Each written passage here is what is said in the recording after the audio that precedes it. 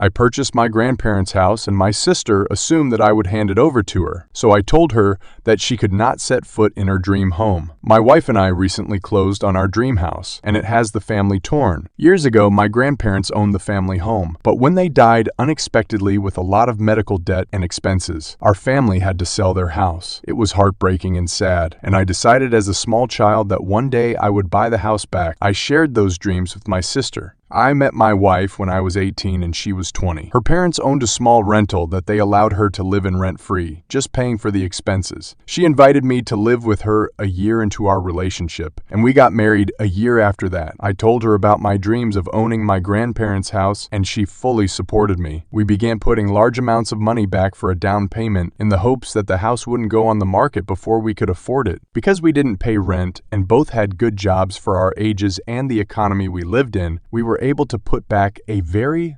large sum of money. My in-laws also offered us a sum of $75,000 for the down payment, and in total, we put back about $185,000. About 20 years after my grandparents passed away, their house finally went back on the market at a massive price. The house itself is huge, with 6 bedrooms, a large lakefront estate, and several features, including a pool and a small guest house. We knew that this house would have a huge price tag, and we skimped and budgeted for 9 years to afford my dream house. My sister was also house shopping at this time, but with a much smaller budget. Her and her husband have children, student debt, and rented for the past several years and were not able to put back money in the same way my wife and I were. When our grandparents' house went on the market, I sent the link to my sister and said that we were finally getting our grandparents' home back into the family. She was very excited and said as much, and that was that my wife and I moved forward, visiting the owners and real estate agents, having it inspected, and making an offer. They accepted, and we were absolutely over the moon. Throughout this whole process, my sister kept saying how excited she was to have the house back in the family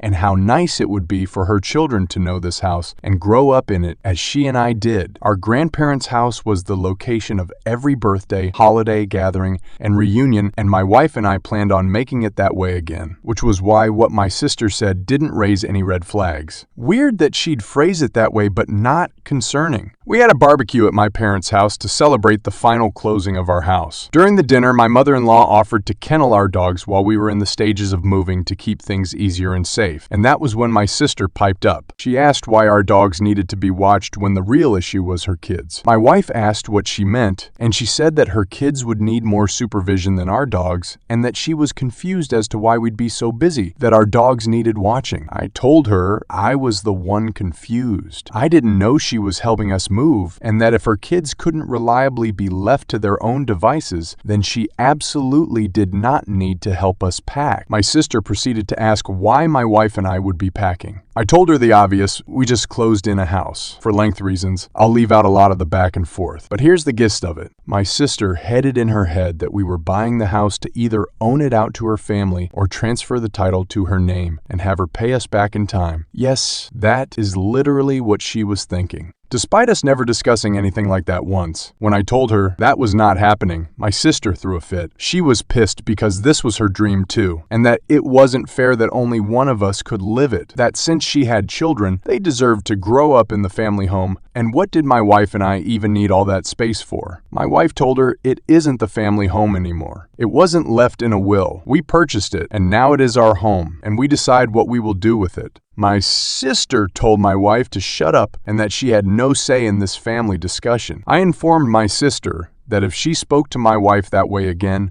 we would not be having any kind of contact with her anymore. That she doesn't get to assume we're giving her a house and then throw a hissy fit when she's put in her place, and we left. My in-laws spoke to us on the matter a few times, but all told us we were right and that my sister was buried out of line. I assumed everyone would agree, but if they did, I wouldn't be on this thread. I got texts and voicemails from my parents saying that we were out of line and threatening my sister. They told me they were disappointed in me for taking my sister's dream from her and that I don't have kids, so I can't understand her want to provide them with a good home and childhood like she had, that it's only fair. We set up a way to give her the house and that we could afford to find something else. Even my more distant relatives have said that it was cruel of us to take that from her. I'm honestly super shocked and taken aback. This feels surreal, and I hate that we're starting this new chapter out on such a sour note. Update. We've already made an appointment to have the locks changed and aren't concerned about my family trying to squat there. My in-laws have allowed us to park their camper trailer on the property while work is being done,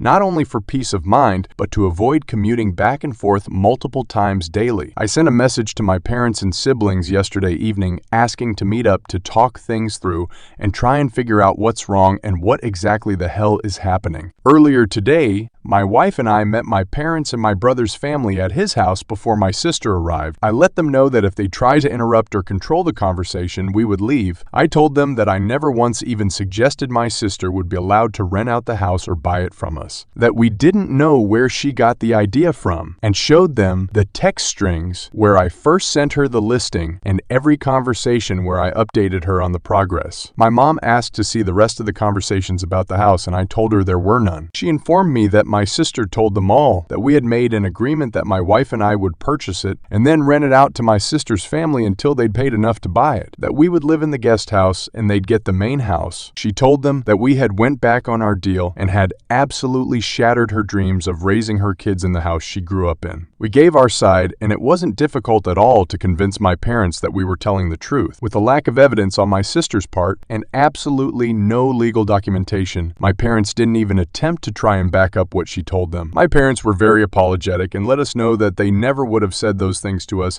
have they known the truth, and that they supported us 100%. My brother was supportive of us as well, but he was never one of the people harassing us over this, so his reaction is less important. Around then, my sister and her husband showed up. My brother-in-law is a doormat and will give my sister whatever she wants, so I wasn't expecting much from him. I asked her to produce any of the necessary evidence to prove that I told her we'd rent the house out to her, that her lie was ill-conceived, and that she better have a good explanation. She attempted to suggest that I had deleted the conversation, but when she couldn't produce those messages either, her story fell apart. She started crying, saying it wasn't fair that we got everything handed to us, that we didn't need a house this big, and that we were rubbing our wealth in her face. So to my understanding, she thought she could trick everyone into bullying us into renting our house out to her. I guess, like some kind of effed in the head Scooby-Doo villain, instead of using ghosts to scare us away, she's using a fake rental agreement that she didn't even attempt to make look or sound legit. We let her know that she had a lot of apologizing to do before we'd consider having a relationship with her moving forward, and that she wouldn't be welcome in our home for a long time.